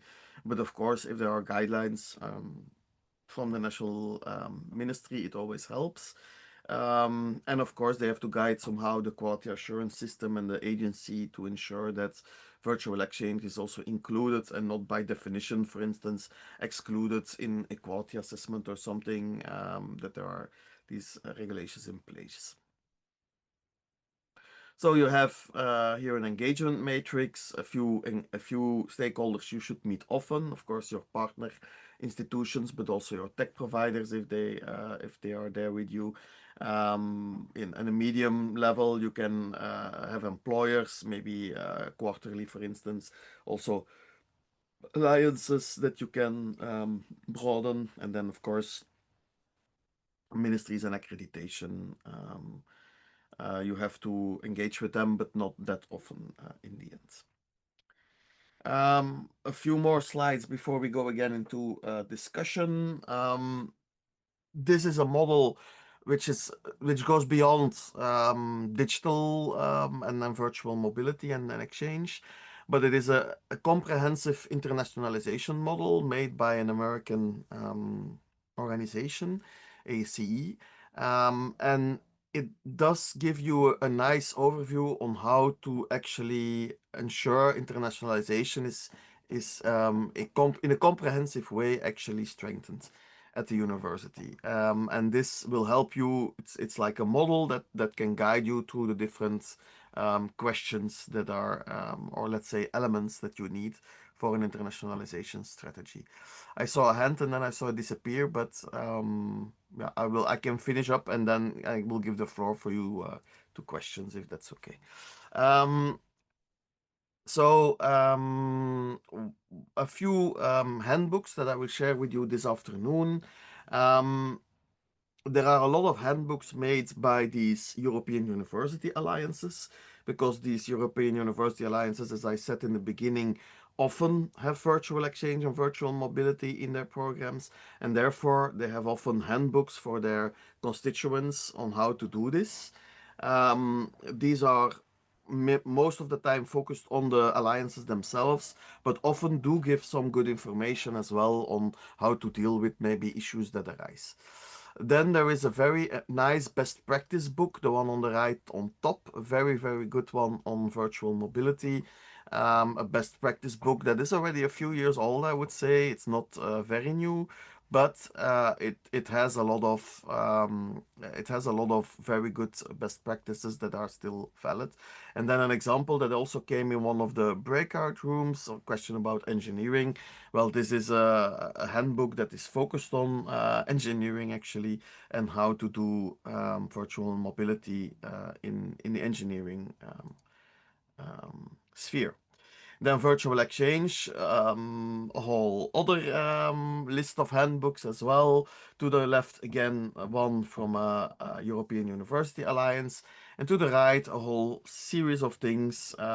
This time around from Erasmus+, they have a few actually, also centralized, but also a lot from Erasmus+ projects that are there. And this one on the right is also a special one, I think. It's from the Stevens Initiative. The Stevens Initiative is a US-based program, privately funded actually, which focuses uniquely on the provision and support of virtual exchange and virtual mobility. And so this is a very nice program. They have a lot of information on their website. I'll share a few of their reports in the drive this afternoon. And they give a lot of ideas and best practices as well. Then, apart from these two models, virtual exchange, virtual mobility, we have also other models. As we said, we have the blended intensive programs. A very nice guide there for Erasmus Plus that I will share with you. And then something that is also very, very interesting, I think, is about integrating virtual mobility in internships and work placements. And so there is another guide by a European Erasmus Plus project, Make It Work, it's called, just to give ideas and context and good practices on how to integrate virtual mobility with internships and private companies, which is, I think, also a very important thing and can be, for Palestine especially, also quite useful, I think.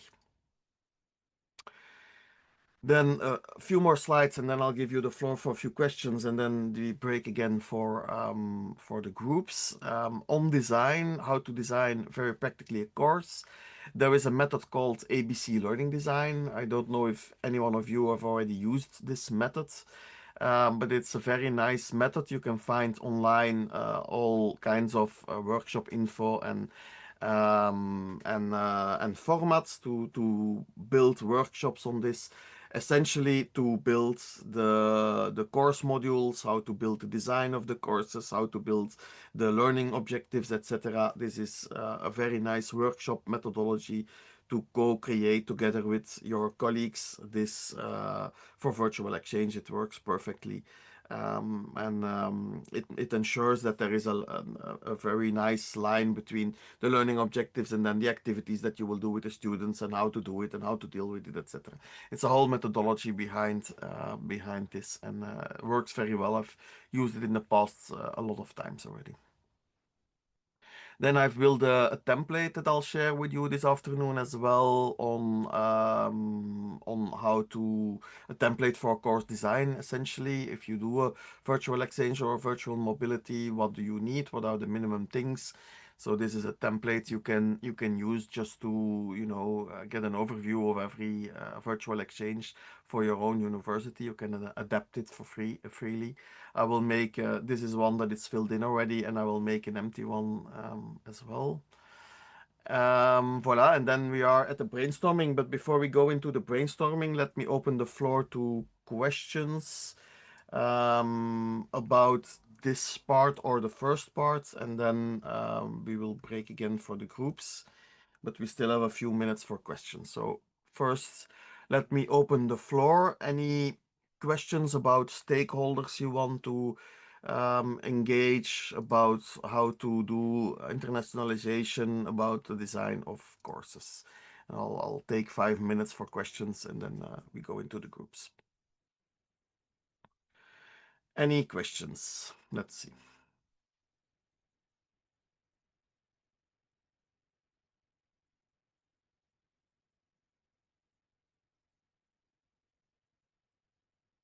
Yes, go ahead, Anas.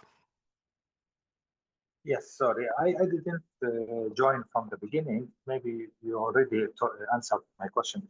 My question is that the virtual exchange or virtual mobility, is it an independent call, independent key action, or is just a work package inside projects?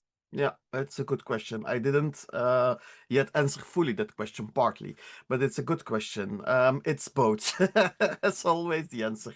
So, meaning, there are three things. So there is a virtual exchange call, really a call by itself, for projects of 500,000 euros, and the deadline this year will be the 26th of March 26. It's not yet published, but the guide of Erasmus Plus has been published last year, week on Thursday. So the guide already includes this part. So these are specific projects for virtual exchange. 500,000 euros, which is not bad. I think indeed the lead can only be a European university in this case, so you can only be a member in the consortium, not a lead. But there are several examples, 7 or 8, I think, where Palestinian universities are a member, and amongst us, there are already people who have this type of project. So, and I will share with you the list of all the projects that have been submitted, and I even found online of one of the projects that I've discussed before the break. I found the full proposal actually online. They just put it online, so I will share that with you because that can be inspiring. So that is the first part of the answer to your question.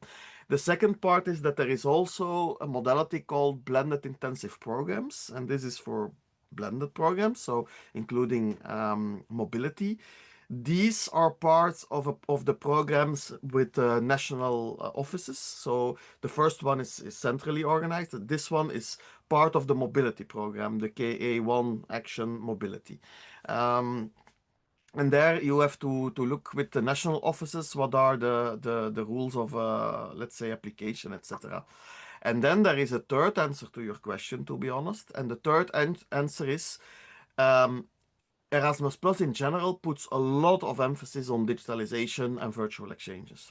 Meaning that if you build a capacity building and higher education program, or you build another action, Jean Monnet, or whatever of the other actions that exist, you can always include virtual exchanges into these programs. And this will be an added value for your project proposal. So even for all the other ones, If you build in a nice ID for virtual exchange or virtual mobility, I believe this will be an added value. So it is a complex answer to an easy question, but I hope that that will help for you to see where you can use these IDs. Thank you. Thank you. Well, any other questions?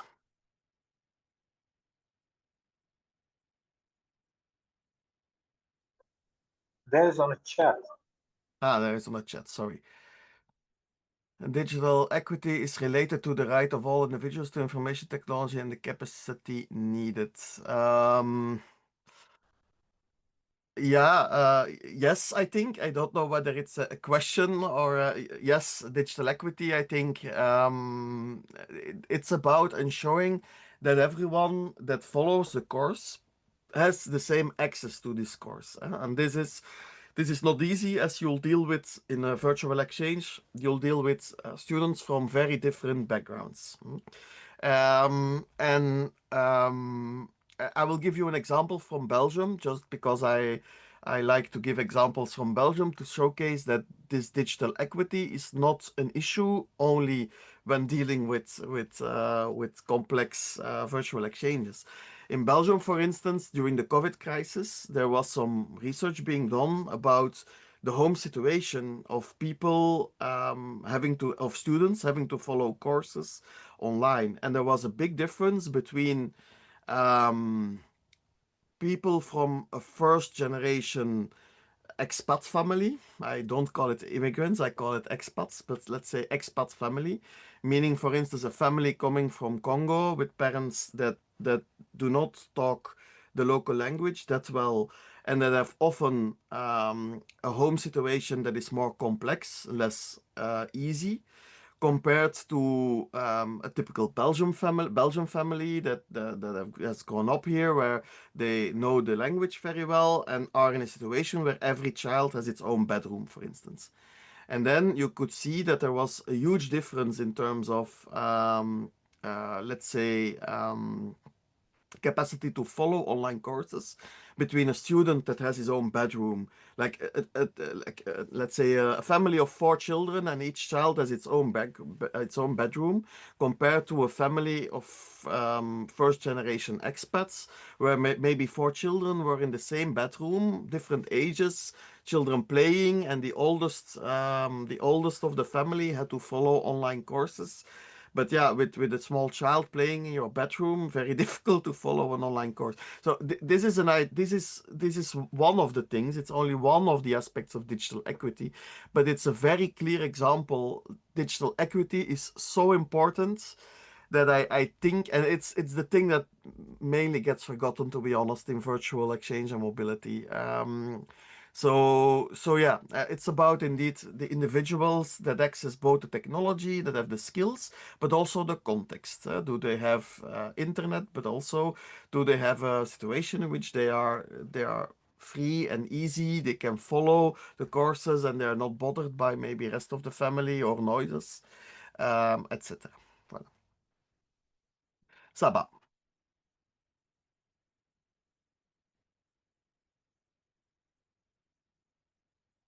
Let me. Saba, أنت mute. Yeah.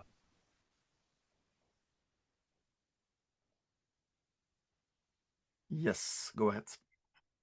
Thank you so much for this presentation. It's very useful. Just I want to ask about what digital tools and platform are most commonly used for virtual exchange, and what are the assessment method that recommended for evaluating virtual exchange, and the main success factor for implementing virtual exchange programs. Yeah. Assessment we will do. Thank you for the questions. Assessment, we will do a session on it tomorrow. So I will park that question for tomorrow, because we have an hour session on it tomorrow.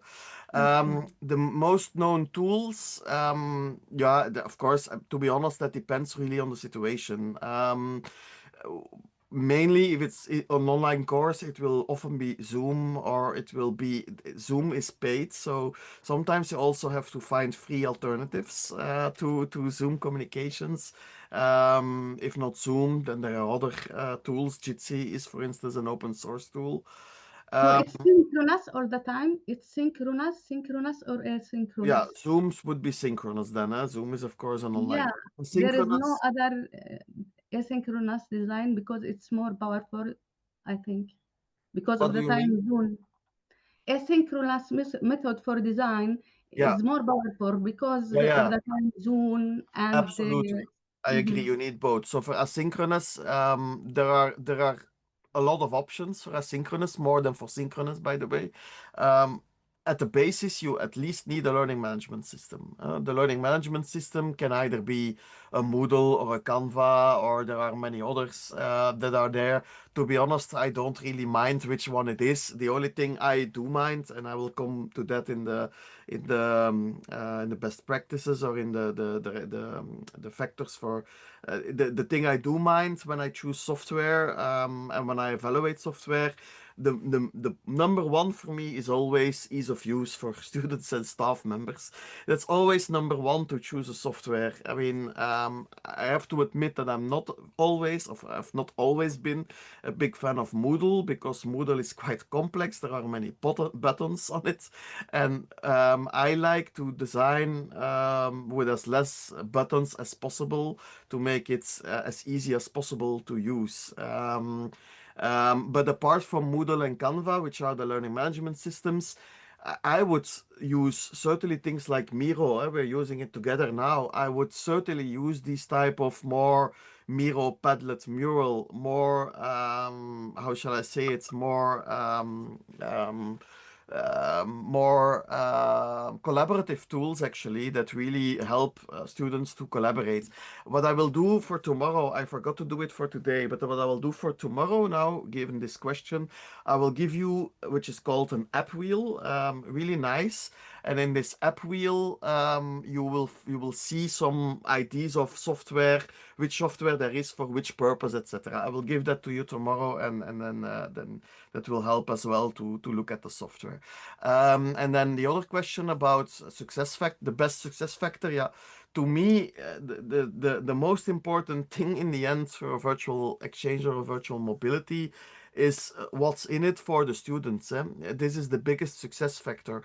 Is this course, does this really add something to the students' curriculum?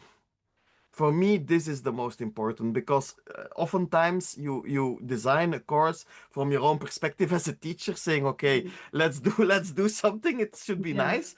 But the most important thing is to answer the question is, but does the student really need it? And if yes, what will she or he learn from it? From both sides, by the way, because this is also quite crucial. And I think, personally, to me at least, if you can answer that question very concretely from the two sides, then you have a good idea and you can continue with all the rest. But you should first think about that question before going into the design, etc., because yeah, that is the basis. So it's really about, for me, what will a student learn from this, and that I think is what you need. For me, that is the biggest success factor. If you can write that down in 2 sentences from both perspectives, then you're okay. Okay, thank you. You're welcome. Any other questions before we go into the breakout rooms again? Jan, can I go? Yeah, of course. Go ahead. It's really great to see you again. Absolutely. And I'm really happy that it is happening at this point, and I'm sure that we are in safe hands with you, Jan. Yes. And one probably piece of advice that I might have for my colleagues, I hope that this is going to give a boost for virtual exchanges in Palestine. This meeting, and from the slides that I have seen, there's a lot of material that is useful and that I've already benefited from myself. I just came out of designing a virtual exchange project with Poland, and there are a few things that are I would say, very important to keep in mind.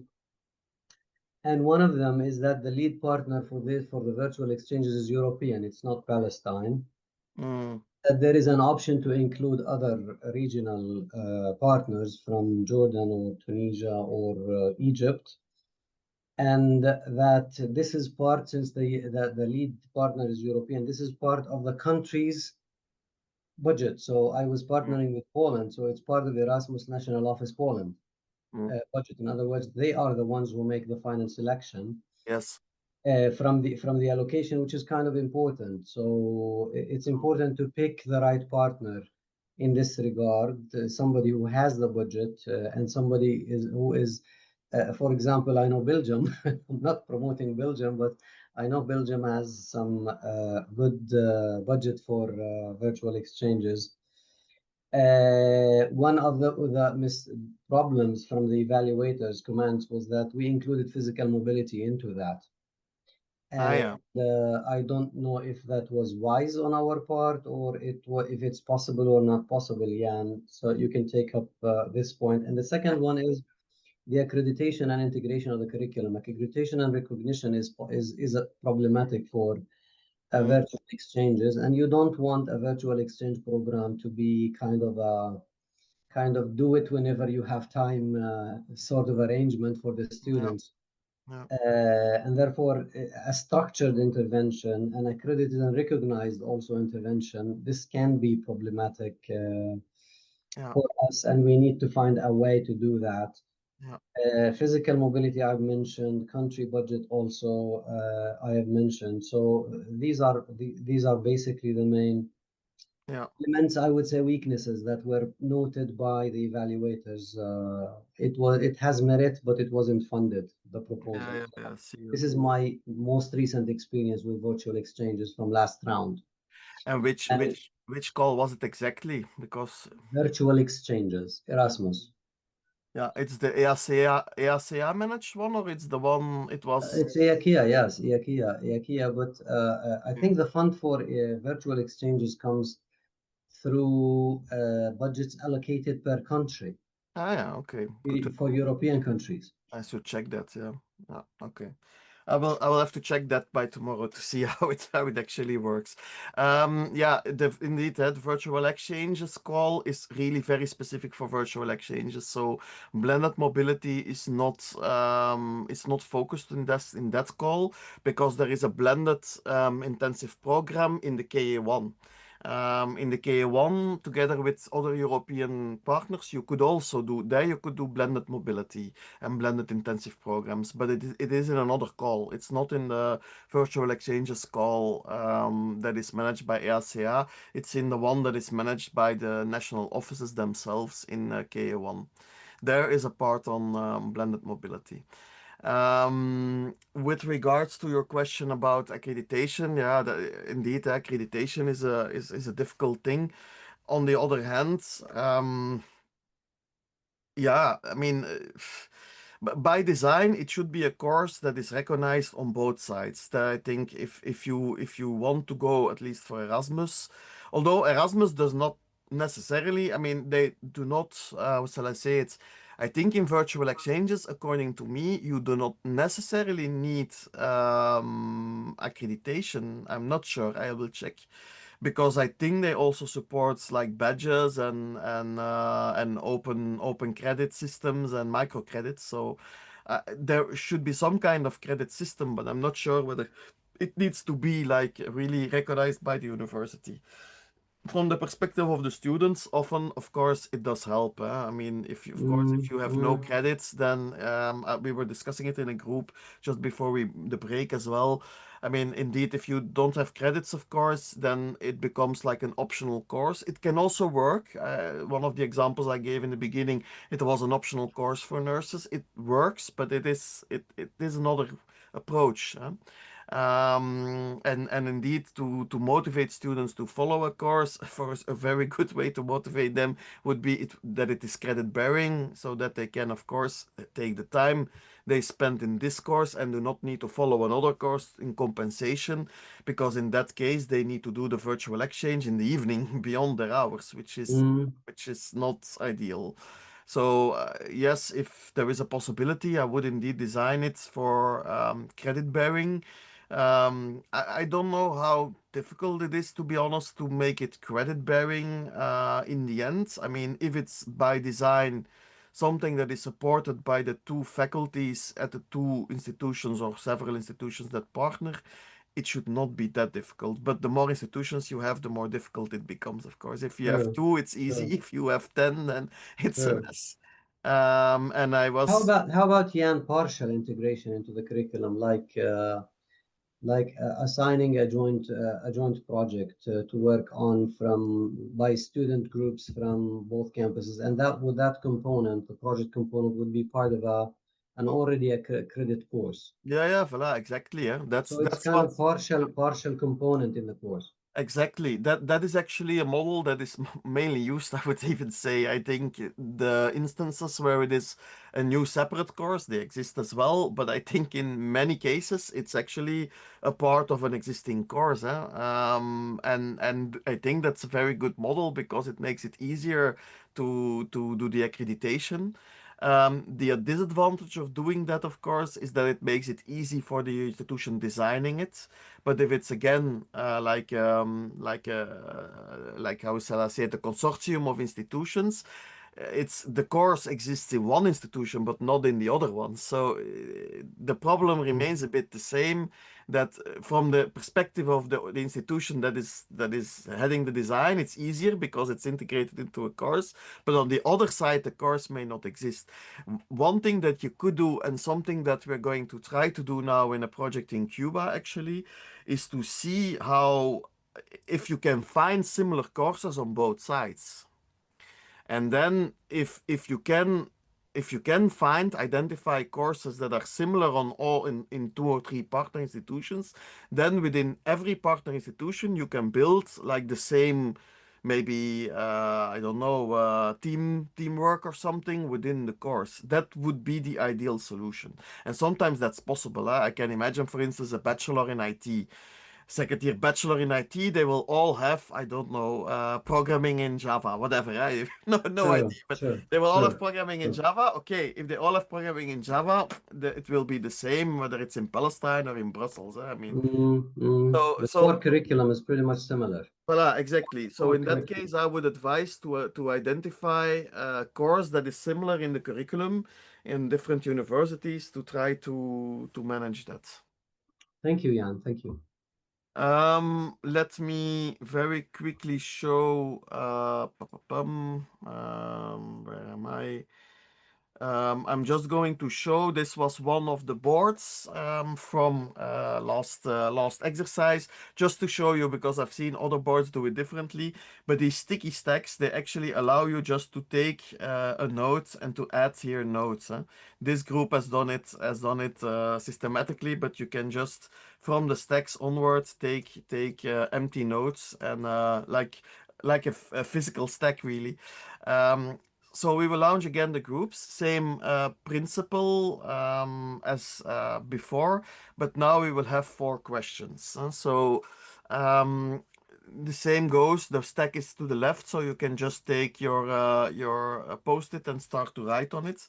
You double click on the post-it and you can start to write.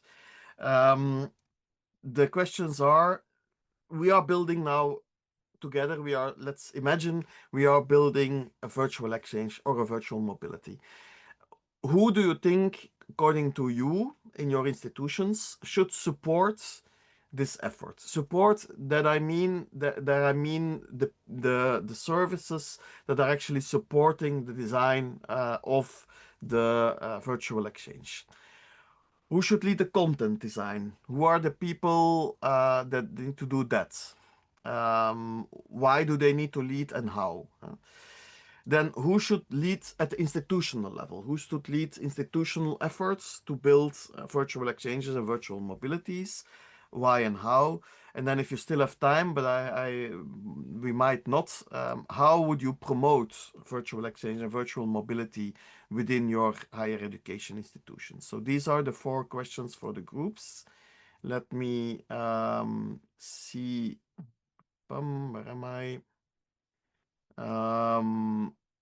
Let me share again the presentation.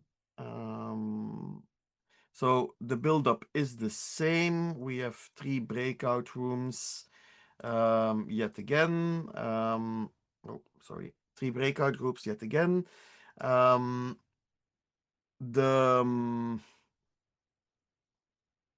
So the first minutes, write your IDs, take post-it notes and write your IDs.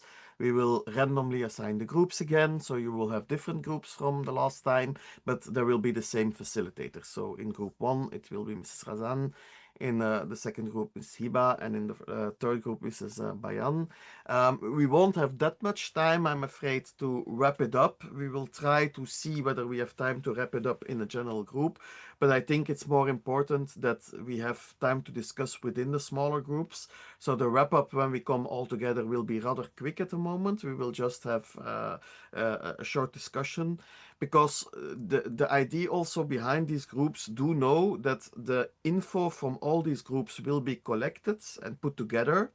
And tomorrow in the last session, where we will deal with the recommendations, I will give you a board with the summary of the 3 boards. So I will make that for the recommendation session. So you will have, for the recommendation session, already a board with the, let's say, the summaries that you can then read and then act upon to build the recommendations for this session. So that's how we will deal with it. So we won't like discuss the whole all the details of what's been said in the groups.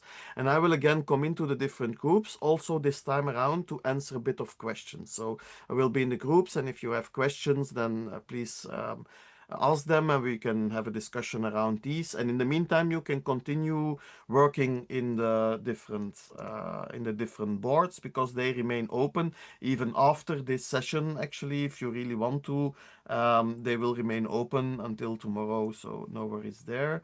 I am going to stop share my screen.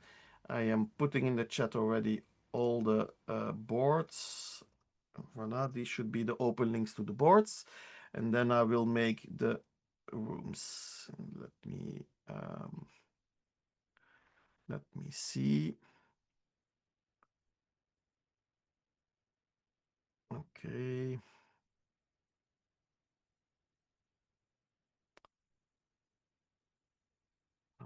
Voila. And then I just need to arrange quickly the facilitators to ensure they're in the right. How long we have for the breakout room? Yeah, it will be until I would say 25 minutes in total. That will Okay. it will be more or less the time. So you have a few minutes to write, and then I would say a few minutes to and then let's say 20 minutes to discuss more or less. So we will try to end it was foreseen to end a 1:15, so that's in 20 minutes. We'll go a bit over time, I'm afraid. Let's say maybe until 20 past or 30 past, maximum past 1. Okay. Good. Let's see. I have groups again. Normally that should work with more or less the other people. So I'm going to open the spaces, and you have the links already in the group. There we go. Actually, we will close, and close will be very short. I'm not going to be very long on this. I'm just closing to explain to you what will happen for the next couple of hours and until tomorrow. I will leave the boards open until 3 o'clock in the afternoon Palestinian time. Then I will close them down. At that point in time, you will not be able to add, but if you need to add something from now until then, you can still do so. I will use the boards for input for tomorrow. I will share with you in the afternoon some documentation already. I will share a Google Drive link where I will put the first part of the documentation, things we've discussed today. Things for tomorrow will be added tomorrow afternoon, so there will be more tomorrow. Tomorrow we see each other again at 10 Palestinian time, your time. The content we will talk about, we'll first of all go into a few of the questions that are still open that are in the chat, so I will pick up a few when we start.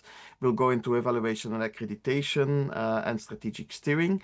I'll try to keep it short, the presentation, so we have enough time to discuss, which tomorrow will be a bit a hassle because tomorrow we have 3 sessions instead of 2.